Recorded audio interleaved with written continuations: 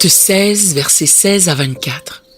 Comme nous allions au lieu de prière, une servante qui avait un esprit de python et qui, en devinant, procurait un grand profit à ses maîtres, vint au-devant de nous et se mit à nous suivre, Paul et nous.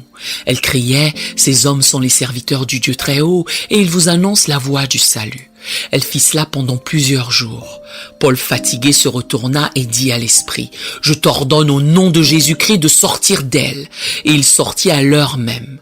Les maîtres de la servante, voyant disparaître l'espoir de leur gain, se saisirent de Paul et de Silas et les traînèrent sur la place publique devant les magistrats.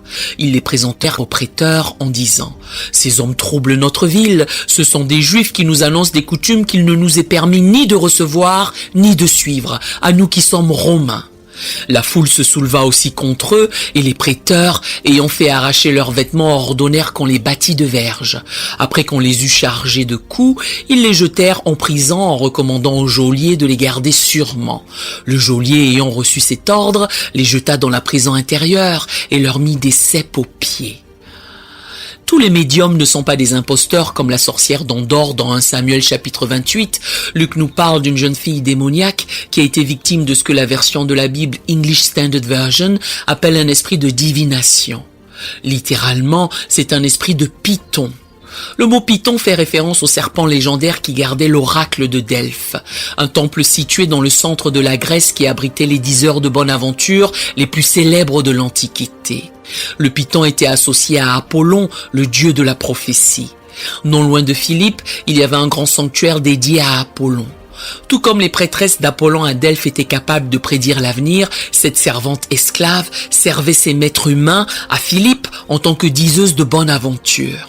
Et tout comme pour toutes les autres idoles, derrière le culte d'Apollon se cachaient des démons. Dans son livre « I am not afraid », le docteur Robert H. Bennett, spécialiste des missions, a examiné la culture moderne de Madagascar et le travail d'évangélisation qui s'y déroule. Comme une grande partie de l'Afrique, ce pays est imprégné d'animisme et de culte des esprits. Les entretiens de Bennett avec des chrétiens malgaches, anciennement victimes de démons, révèlent que nombre d'entre eux souhaitaient être possédés par des esprits afin de pouvoir gagner leur vie en tant que diseurs de bonne aventure et guérisseurs. Ils gagnaient bien plus que leurs voisins en prédisant l'avenir, en jetant ou en levant des malédictions et en guérissant les malades. Toutefois, ils payaient un lourd tribut à leur maître démon qui leur imposait de nombreux tabous. Les démons restreignaient leur régime alimentaire, si bien qu'ils mouraient lentement de faim. L'un des témoignages recueillis par Bennett est le suivant. J'ai connu de nombreuses difficultés dans ma vie. Souvent, les esprits me faisaient dormir en dehors de chez moi, à la rivière ou dans la forêt. De nombreux aliments étaient tabous pour moi, je ne pouvais pas manger de viande. En bref, ma vie était très limitée. Lorsque je suis devenu chrétien, la foi m'a libéré de nombreuses chaînes. Je sais désormais que c'était l'œuvre des ténèbres que je suivais auparavant. Mais maintenant, je suis Jésus qui nous a libérés de beaucoup de choses. En voici un autre. J'ai toujours été dans l'angoisse pendant ma vie et j'avais peur. Les esprits ne me permettaient pas de manger la plupart des aliments. Pas de porc, pas de bœuf, pas d'ailes de poulet, ni de légumes verts. Après ma conversion, j'ai été libéré. Je n'ai plus eu peur, je n'ai plus eu d'angoisse. J'ai de l'amour pour les gens qui m'entourent. Je ne suis plus dans la détresse, les esprits des morts ne viennent plus à moi. Quand ils venaient à moi, je priais et ils disparaissaient. Que les gens aient volontairement ou involontairement été possédés, les entretiens de Bennett font tous état de l'angoisse physique et mentale que les démons faisaient subir à leurs victimes. Cela nous donne une idée de ce qu'a dû être la vie de la fille à l'esprit de Python de Philippe. Une vie de privation, de terreur et de tourment. Contrairement aux sorciers malgaches d'aujourd'hui, cette jeune esclave ne pouvait tirer aucune richesse de ses pouvoirs démoniaques. Plusieurs pouvoirs sont à l'œuvre dans Acte 16. Le pouvoir de la chair, le pouvoir du diable, le pouvoir du monde et le pouvoir du Saint-Esprit. Le chapitre entier se concentre sur 3 personnes. Lydie, la fille à l'esprit de Python et un geôlier. C'est un instantané de la vie à Philippe et une étude de cas des conversions dans l'église que Paul, Silas, Timothée et le docteur Luc étaient en train d'y implanter. On a quelqu'un de riche, une esclave possédée par un démon et un geôlier de la classe moyenne. Ce matin, nous allons nous concentrer sur la fille qui avait un esprit de Python et sur l'opposition satanique à l'évangile. Le pouvoir du monde, de la chair et du diable se manifeste dans la servitude de cette jeune fille. Comparez-la à Lydie, dont l'histoire vient en premier dans ce chapitre. Lydie était une femme d'affaires intelligente et indépendante. Elle était marchande de pourpre, ce qui indique qu'elle fournissait des vêtements raffinés aux riches et à l'élite de la société de Philippe. Elle semble être le chef de famille, ce qui implique qu'elle était célibataire. Comparez la Lydie libre et prospère à la jeune fille que nous trouvons dans notre passage ce matin. Lydie est une femme, tandis que Luc formule que l'esclave est une jeune fille.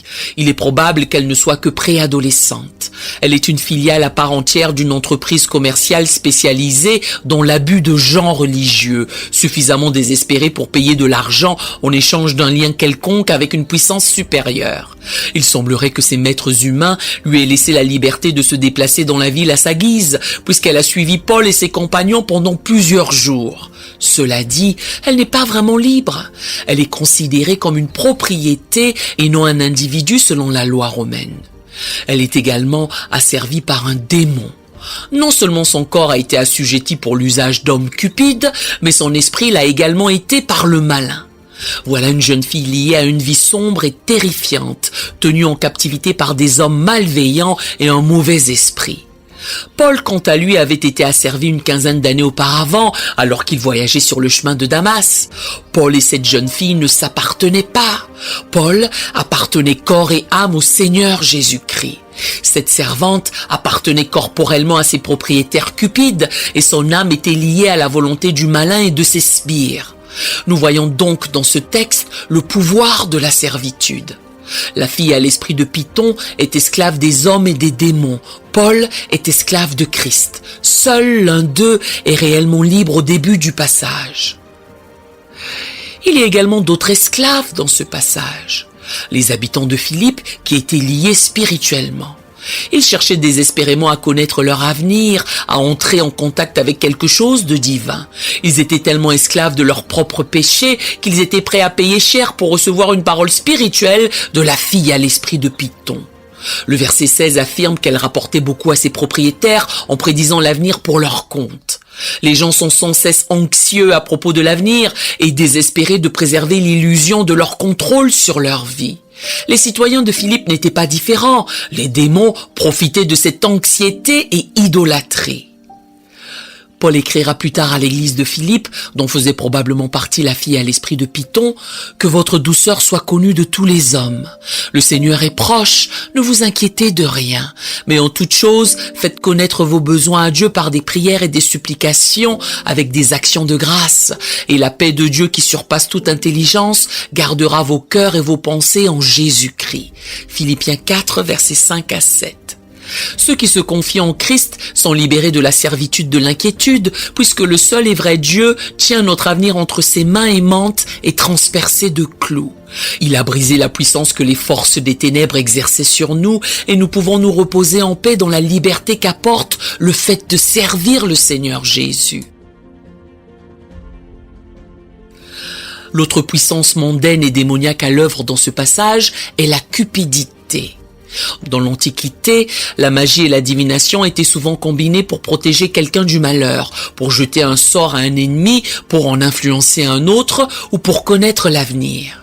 Les oracles tels que celui de la fille à l'esprit de Python représentaient une grosse affaire, car la religion était une grosse affaire.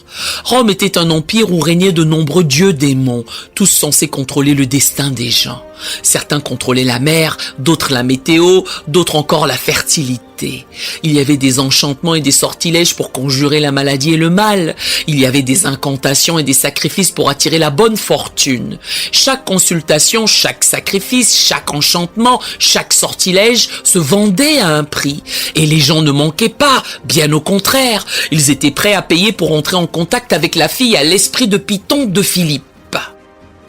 Le fait qu'elle ait eu plusieurs propriétaires prouve qu'il s'agissait d'une esclave dont le coût était onéreux.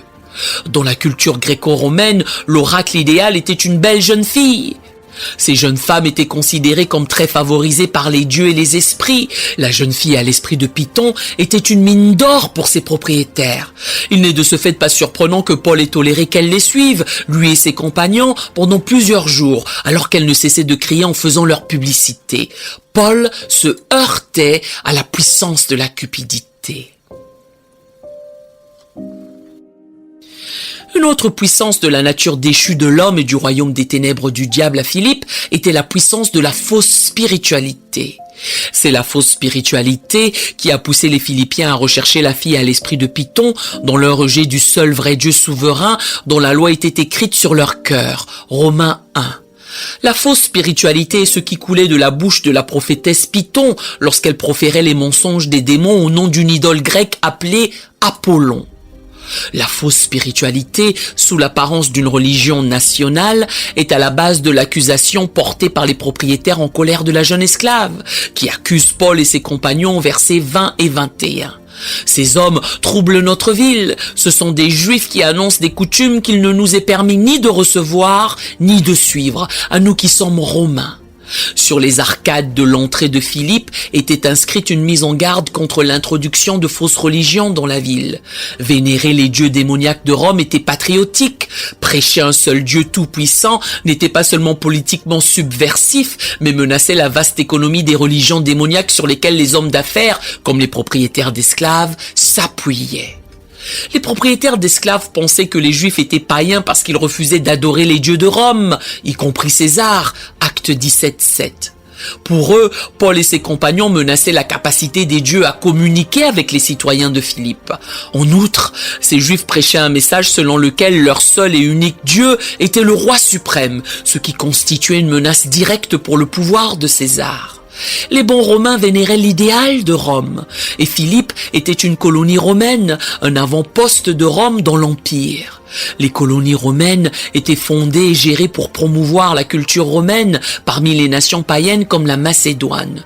Les colonies étaient considérées comme faisant partie de Rome elle-même.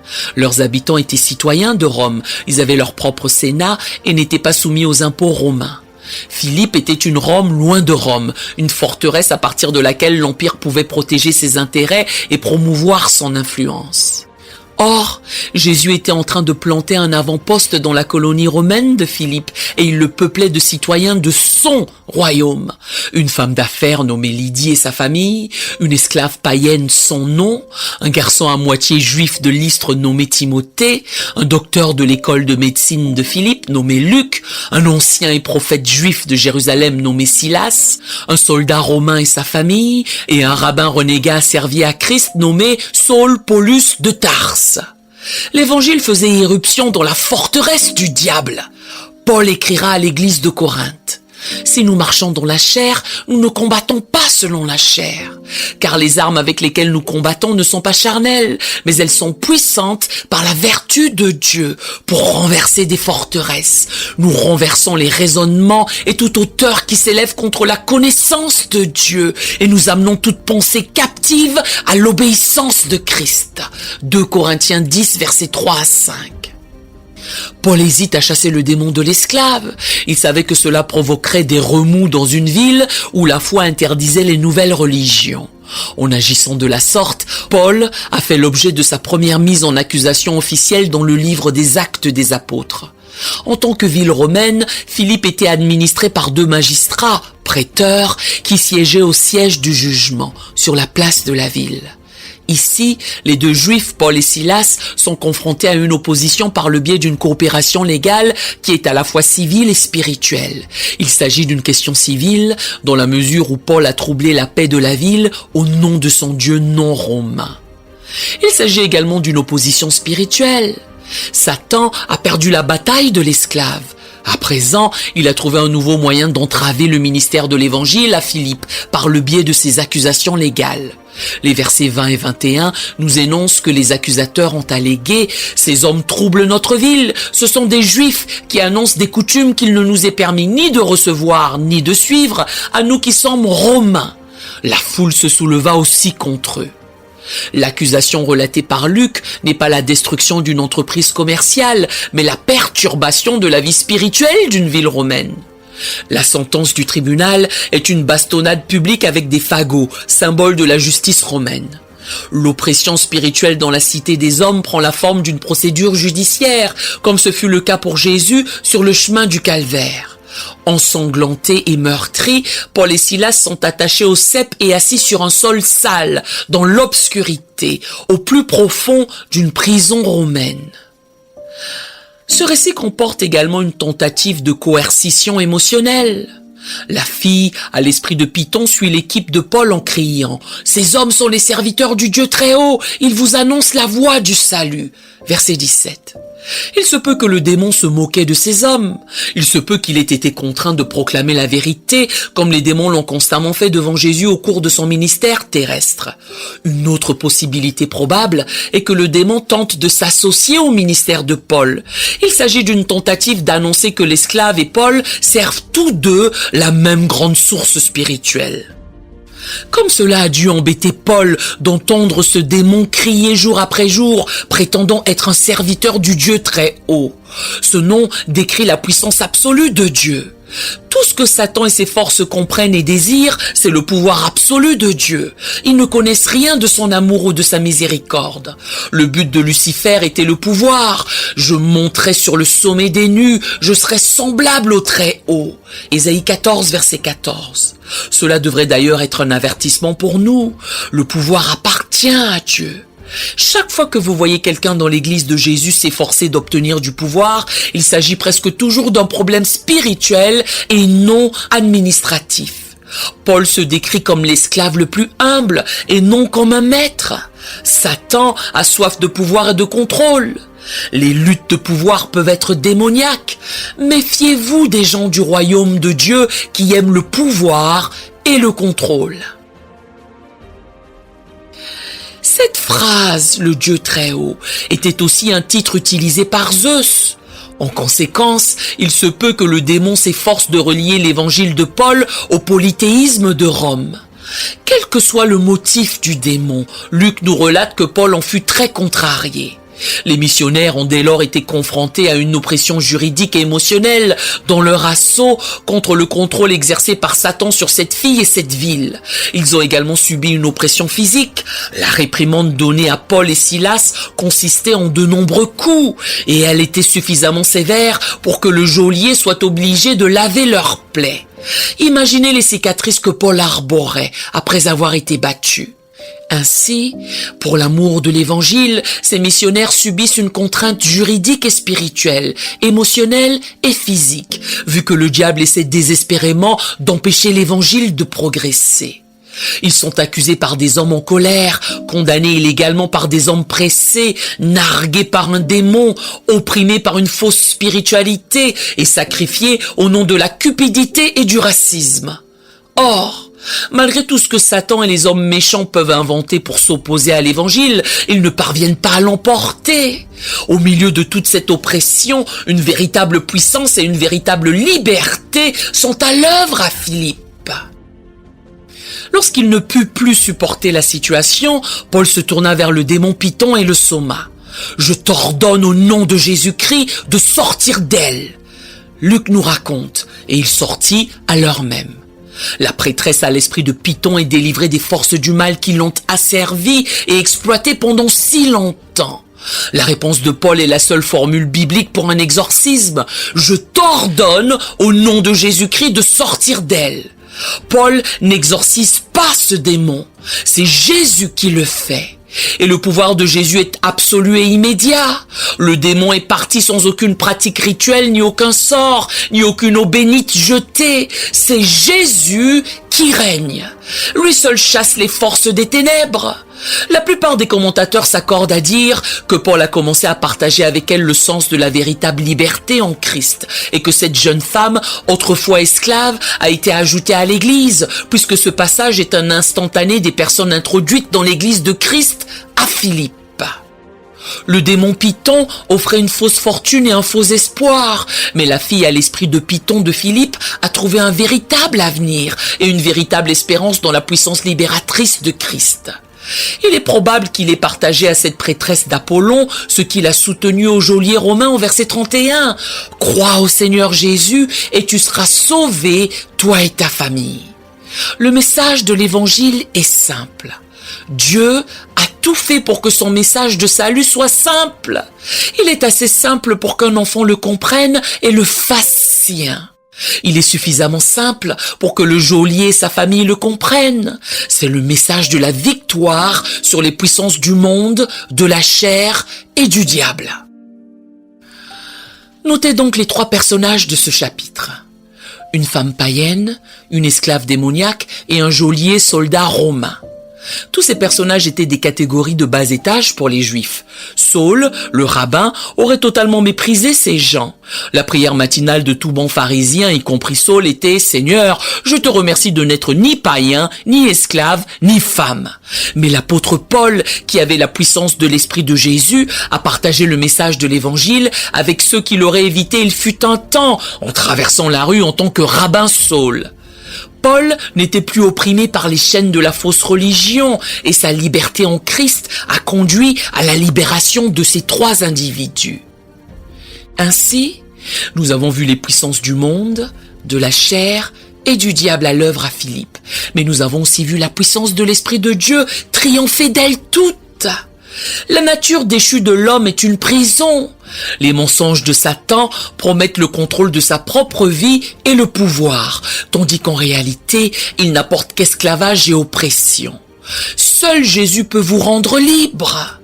Venez, repentez-vous de votre servitude aux opinions des hommes et à vos propres règles de vie oppressives, dont vous espérez faussement qu'elles vous rendront libres.